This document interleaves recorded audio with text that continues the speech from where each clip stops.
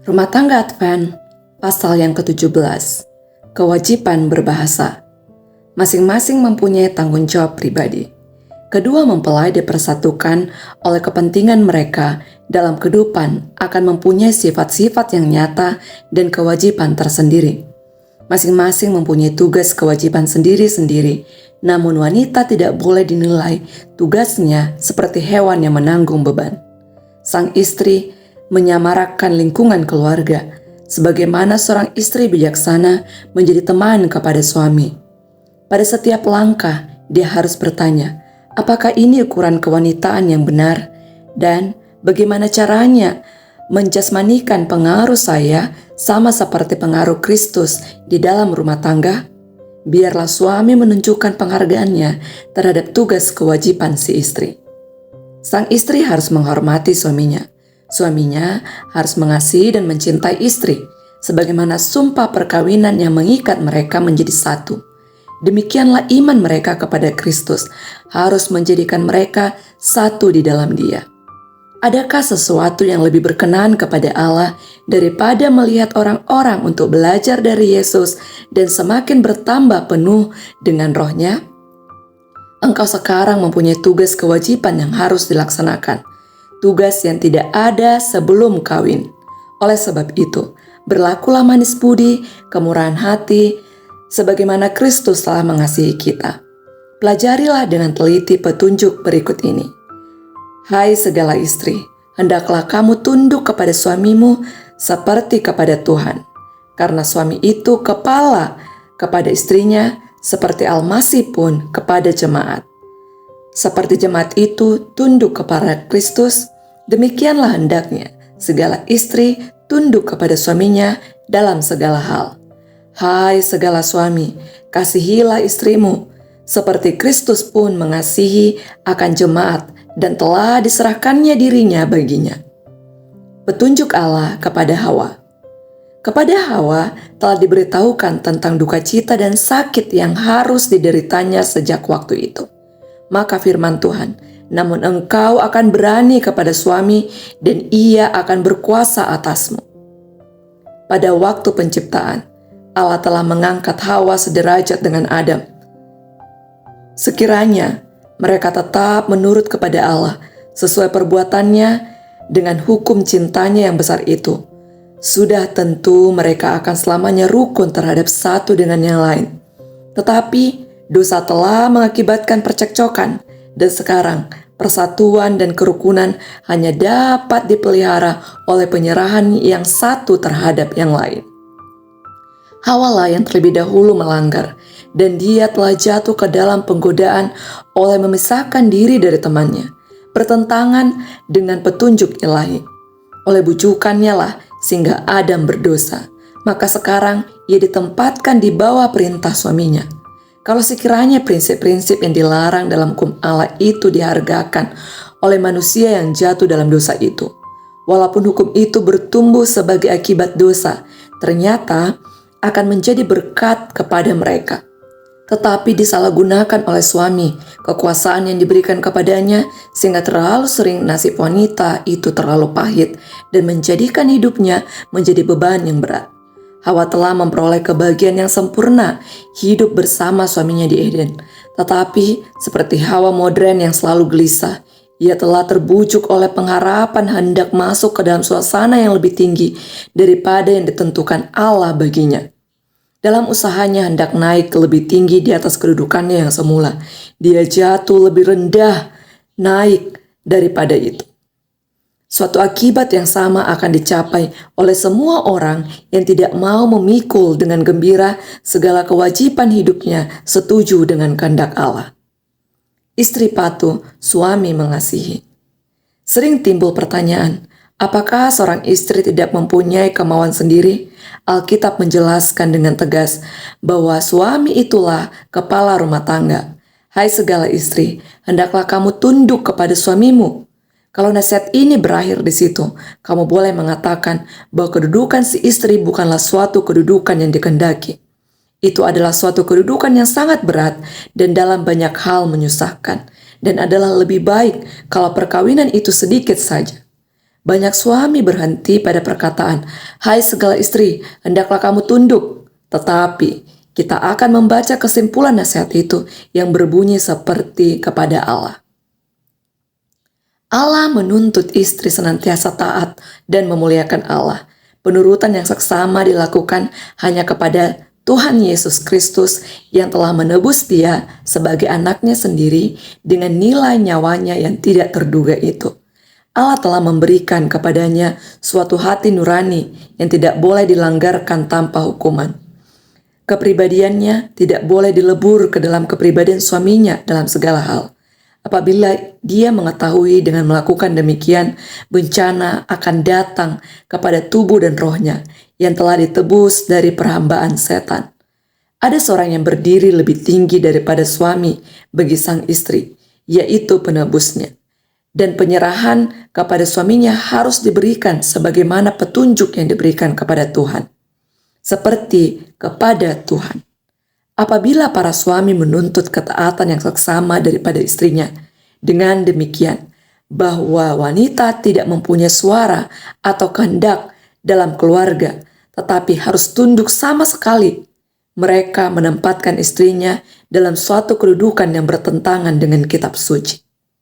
Dalam menafsirkan kitab suci dengan cara demikian, mereka memperkosa tujuan dari peraturan perkawinan. Penafsiran itu diadakan oleh mereka hanya untuk menjalankan perintah sewenang-wenang yang bukan menjadi hal mereka. Tetapi kita membaca lebih jauh. Hai suami-suami, kasihilah istrimu dan janganlah berlaku kasar terhadap dia. Apakah yang menyebabkan suami kasar terhadap istrinya? Kalau suami telah menemukan dia berdosa dan penuh dengan kesalahan, kepahitan hati tidak akan menyembuhkan kejahatan itu. Istri taat kalau suami taat kepada Kristus.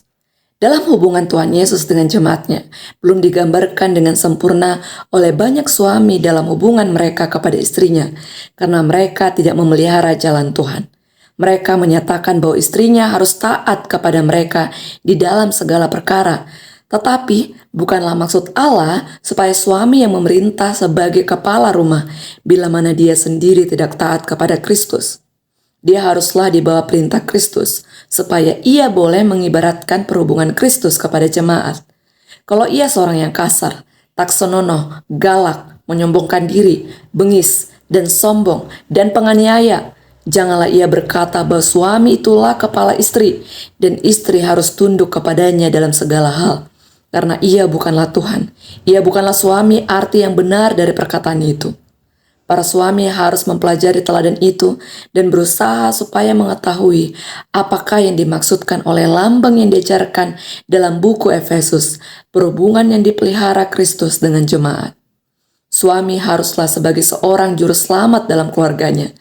Dapatkah ia berdiri dalam kegagungannya sebagai seorang laki-laki dan selalu berusaha meninggikan istri dan anak-anaknya sebagaimana ditetapkan oleh Allah?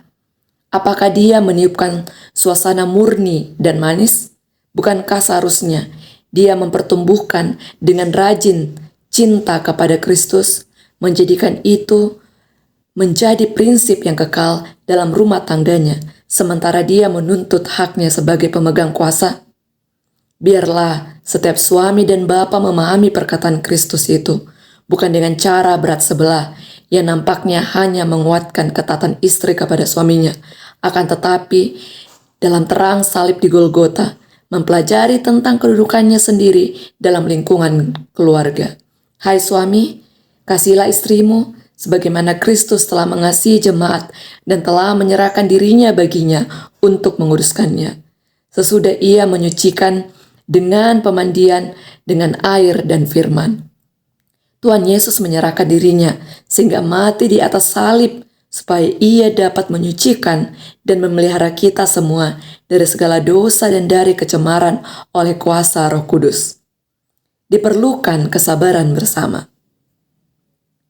Kita harus mempunyai Roh Allah. Jikalau tidak, sudah tentu kita tidak memperoleh kerukunan dalam rumah tangga. Sang istri, kalau ada Roh Kristus padanya, akan berhati-hati dalam perkataannya. Ia akan mengendalikan rohnya, ia akan taat, namun ia tidak merasa bahwa ia seorang budak. melainkan sebagai seorang sahabat kepada suaminya. Kalau si suami adalah seorang hamba Allah, ia tidak akan menjadi tuan terhadap istrinya.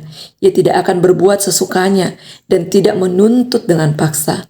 Tetapi dapat kita menghargakan cinta kasih rumah tangga dengan terlalu ketat penjagaan, karena rumah tangga itu adalah suatu teladan surga. Kalau roh Tuhan berdiam di sana, kalau seorang ada bersalah, yang lain harus melatih kesabaran sama seperti Kristus dan tidak menjauhkan diri dengan hati yang membeku. Janganlah suami maupun istri memaksakan kuasa lalimnya terhadap satu dengan yang lain. Jangan coba memaksakan kesukaan hatimu terhadap satu dengan yang lain. Kamu tidak dapat lakukan ini dengan terus memelihara cinta terhadap satu sama lain. Hendaklah kamu manis budi, sabar, menahan diri, hormat menghormati, dan sopan santun. Oleh kasih karunia Allah, semoga kamu berhasil membahagiakan satu dengan yang lain, sebagaimana kamu telah berjanji hendak melakukan yang demikian dalam sumpah perkawinan itu. Biarlah masing-masing menyerah dengan murah hati.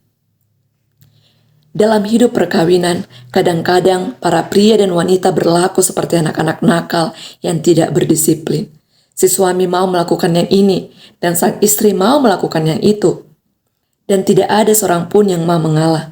Keadaan yang demikian hanya membawa kesusahan yang sangat besar. Baik suami maupun istri harus rela meninggalkan kemauan atau pemikirannya. Tidak mungkin ada kebahagiaan sementara keduanya bersikeras hati dalam melakukan sebagaimana mereka sukai. Kecuali para pria dan wanita belajar dari Kristus, yaitu kelemah lembutan dan kerendahan hatinya, mereka akan menyatakan dorongan hatinya, roh yang tidak masuk akal dan sering sama seperti anak-anak. Kehendak hati yang keras dan tidak berdisiplin akan berusaha untuk memerintah. Orang-orang yang demikian perlu mempelajari perkataan Rasul Paulus. Ketika aku kanak-kanak, aku berkata seperti kanak-kanak. Aku merasa seperti kanak-kanak. Aku berpikir seperti kanak-kanak. Sekarang aku menjadi dewasa. Aku meninggalkan sifat kanak-kanak itu. Memperbaiki kesukaran keluarga adalah suatu pekerjaan yang sulit untuk memperbaiki kesukaran keluarga.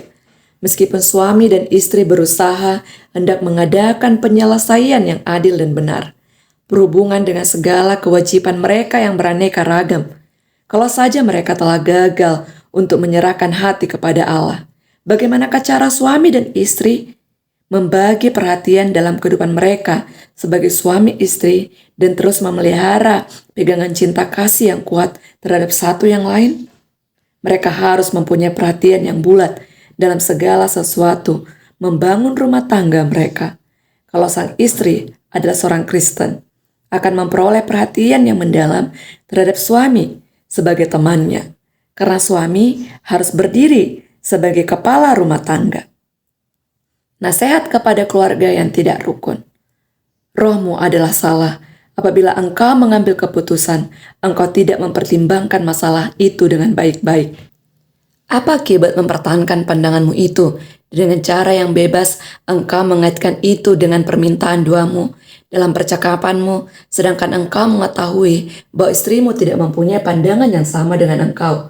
Gantinya, menghormati segala perasaan istrimu dan dengan murah hati menghindarkannya sebagai seorang pria yang berbudi. Segala persoalan yang mungkin ada perbedaan pendapat dengan istri akan dapat dibicarakan bersama. Tidak perlu menunjukkan kedegilan dan tidak bersamaan pendapat, tanpa memikirkan siapa yang ada di sekelilingmu. Kamu telah merasakan bahwa orang-orang lain tidak mempunyai hak untuk mencampuri segala sesuatu yang berbeda dengan pendapat kamu berdua. Buah-buah yang demikian tidak akan bertumbuh di atas pohon Kristen. Hai saudaraku pria dan wanita, bukalah pintu hatimu untuk menerima Tuhan Yesus. Undanglah dia masuk ke dalam bait suci hatimu. Bantulah satu dengan yang lain untuk mengalah segala rintangan yang menyelusup ke dalam hidup perkawinan suami istri. Kamu akan mempunyai peperangan yang hebat untuk mengalahkan musuh-musuh iblis itu. Maka, jikalau kamu mengharapkan Allah untuk menolong kamu dalam peperangan itu, kamu harus bersatu dalam mengambil keputusan untuk mengalahkannya. Tutup bibirmu rapat-rapat, supaya jangan membicarakan sesuatu perkataan tentang kesalahan. Meskipun kamu harus berdoa dengan bertelut, serta berseru dengan kuat-kuat, "Ya Tuhan, hadiklah musuh jiwaku." Bila Kristus berada di dalam setiap hati, akan membawa persatuan. Kalau kehendak Allah dipenuhi, suami dan istri akan menghormati satu dengan yang lain dan mempertumbuhkan cinta kasih dan kepercayaan. Segala sesuatu yang akan mencemarkan perdamaian dan persatuan keluarga harus dibuang dengan tegas, dan kemurahan hati dan cinta kasih harus dipelihara. Dia mengatakan roh kelemah lembutan, penyayang sabar, dan kasih akan mendapat roh yang sama akan dibayangkan. Di mana roh Allah berkerajaan, di sana akan ada pembicaraan tentang ketidakpantasan dalam kehidupan suami istri. Jikalau Kristus dengan sungguh-sungguh dibentuk di dalam hati sebagai suatu pengharapan akan kemuliaan, akan ada persatuan dan cinta kasih di dalam rumah tangga. Kristus yang berdiam di dalam hati istri akan mendapat persetujuan dengan adanya Kristus yang berdiam di dalam hati suami. Mereka akan bergumul bersama-sama untuk memperoleh tempat kediaman yang telah disediakan Kristus ketika kepergiannya menyediakan bagi semua orang yang mengasihi Dia.